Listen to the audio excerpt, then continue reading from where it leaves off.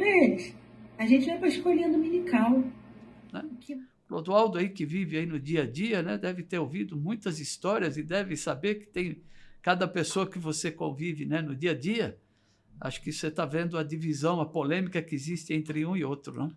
O importante que eu quero ressaltar dessa fala dessa senhora, ela quer desenvolver um método de cooptar as crianças da igreja, né? E acredito que a gente tem até que fazer um meia-culpa entre nós cristãos, né? Ver onde que a gente pode estar deixando esse tipo de brecha, não só dentro da igreja, mas como na sociedade, né?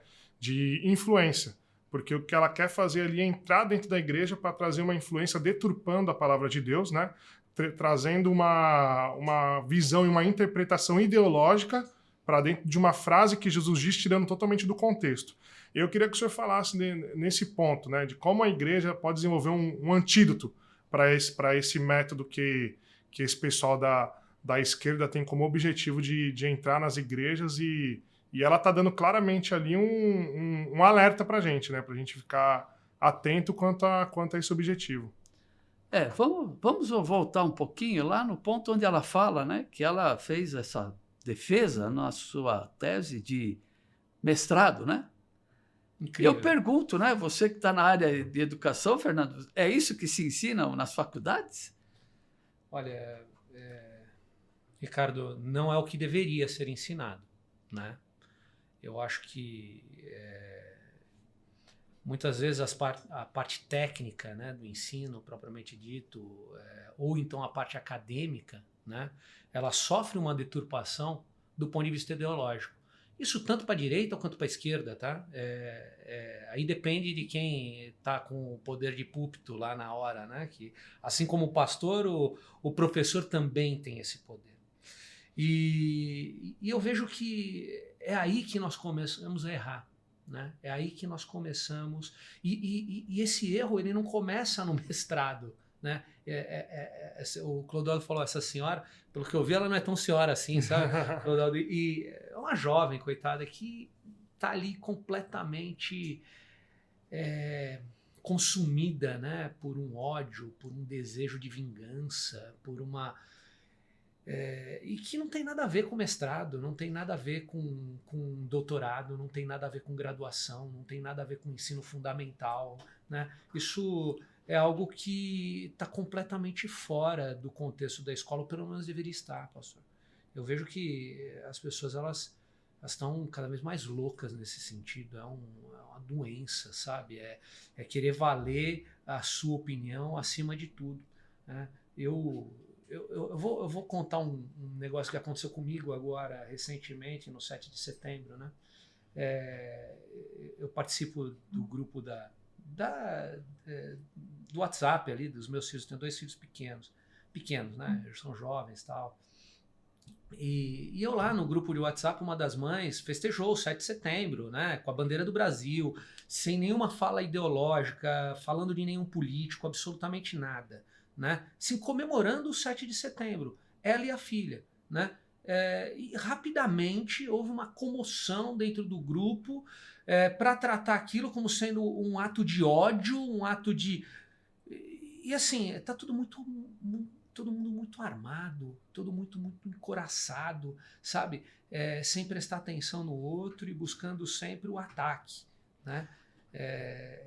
Enfim, são questões que vêm acontecendo. Não sei, o Clodoaldo deve ver isso no táxi dele o dia inteiro, né? Deve ser o assunto do momento. A cada corrida é uma discussão diferente eu acho com que relação em todas as esferas nós estamos vivendo isso hoje, né?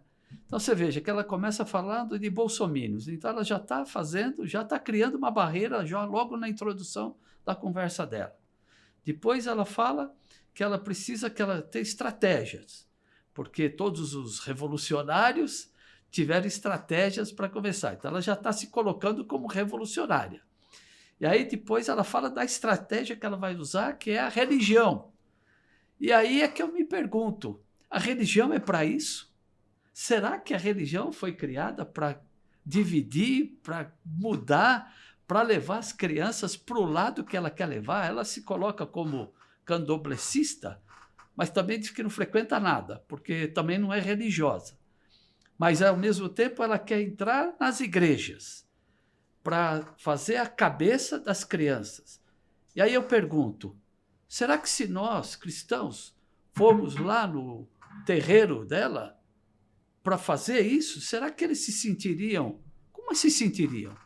Porque a religião, por mais que eu não goste de falar de religião, porque a religião ela aprisiona as pessoas, nós temos que ter liberdade. A Bíblia é liberdade. Mas levar as pessoas à religião, todas elas eu acredito que tem que lutar para o bem. Mas pelo que ela coloca, ela quer usar para o mal. Então isso não é religião, isso não é nada. Isso é uma coisa totalmente descabida no contexto que ela está dizendo. Porque se eu for num terreiro, em algum centro espírita, seja lá onde for, eu vou para levar paz, para levar aquilo que eu creio, a minha religião, vamos chamar assim. Agora, eu jamais entraria num lugar para destruir. Quer dizer, a religião, nossa crença, ela leva tudo a construir, principalmente valores, né, que nós temos, princípios bíblicos, princípios morais. E o que ela está fazendo é exatamente o caminho contrário. Ela está desconstruindo, ela está querendo desconstruir. Então, não sei qual é o propósito, o objetivo de uma fala dessa, né, que quer levar as crianças, que é, uma vez, né, até comentamos, um ato covarde, né, de não querer, não ter capacidade para dialogar com pessoas adultas, para falar a mesma linguagem que ela e a gente poder discutir, debater. Ela vai nas crianças inocentes, né? Não sei como é que se sentiria. Talvez o Clodoaldo que tem filho, não tem? Não. O Fernando tem? Sim, como é que você se sentiria de saber que teu filho lá na igreja que você frequenta está sendo levado a fazer isso? E assim, pastora, eu assim, quando a gente fala de filhos, a gente se torna um tanto quanto visceral, né? E perde muitas vezes até a capacidade de argumentação se você vê uma pessoa fazendo isso com o teu filho. Então, de fato, essa pessoa tem que deixar de ser covarde, né? Deixar de se esconder atrás do WhatsApp, atrás enfim, da câmera do seu celular e vir dialogar, né? Vir buscar o entendimento. Porque muitas vezes, né, a falta de diálogo, o monólogo, traz muitas vezes essa repetição dentro da cabeça da própria pessoa que faz com que um absurdo desse vire uma verdade na cabeça dela. Agora, quando você está no meio de outras pessoas, quando você converge, você faz com que o outro também entenda o seu ponto, né? E acabe convergindo. Eu acho que o diálogo é a base de tudo, né? É o que, pelo menos, é o que a gente está fazendo aqui, né, gente? A gente está conversando, a gente está buscando. Tenho certeza que a gente deve divergir de alguns pontos, mas certamente, né, numa boa conversa, a gente vai entender melhor o outro e o outro vai entender melhor a nós. Exato. Respondendo a pergunta sua, Clodoaldo, Sim. né, que você falou das igrejas, como é que a gente se posicionaria para evitar um tipo de infiltração dessa, né? Veja bem, no ambiente da igreja, a gente tem a tendência de acreditar que todos estão ali para o bem, né?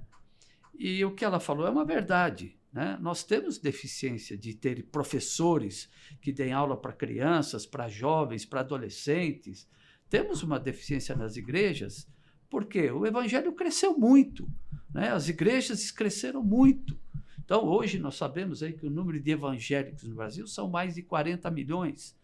Então, o crescimento foi muito maior do que a gente se preparar para receber esse povo. Então, quando entra alguém que a gente vê que está lá solícito a ajudar, a dar uma aula, a gente acredita que aquela pessoa veio para fazer o bem. Então, a gente vê por uma fala dessa que nós precisamos agora tomar cuidado. Nós não podemos acreditar que todo mundo que entrou na igreja vem para o bem. Isso a gente sabe que não é. A própria palavra diz que no meio da igreja, no meio do povo de Deus, existe o joio e o trigo. Mas quando a pessoa se coloca numa posição de ajuda, que vem, a gente acredita naquela pessoa, né? E eu acredito que se eu entrasse lá no terreno de Candomblé, iriam acreditar que eu estaria lá para levar o bem, jamais para trazer uma desconstrução, levar uma proposta dessa que é Uma divisão, né? imoral, indecente, né? E justamente com as crianças, que é inconcebível, né? Então, eu vejo que realmente nós estamos passando por um tempo de muita dificuldade. E o que ela está dizendo não é só com as crianças, não. Porque os jovens hoje, nas faculdades, Fernando, a gente sabe que a maioria das faculdades federais, estaduais, os professores são todos socialistas, né? E tentam fazer a cabeça dos jovens, e estão fazendo a cabeça de muitos jovens, que não sabem nem para que lado estão indo. Porque criaram o seu ídolo, né? Que é o professor, para ser o seu ídolo deles. Né? Deixaram o ídolo, o modelo nosso, que é Jesus. O modelo nosso é Jesus. O apóstolo Paulo disse assim: sede meus imitadores como eu sou de Cristo. Ele tinha um modelo. Hoje criaram o modelo gospel, até dentro das próprias igrejas. Eu estou falando dentro das próprias igrejas. Nós temos hoje ali jovens que estão sendo levados a idolatrar o cantor gospel, o coach não sei o quê, e estão fazendo isso. Então, nós precisamos hoje tomar cuidado com o que nós estamos tendo dentro das igrejas, para que isso não aconteça e aí não tenha esse tipo de infiltração de pessoas com essa cabeça, querendo mudar a cabeça dos nossas crianças e dos nossos jovens.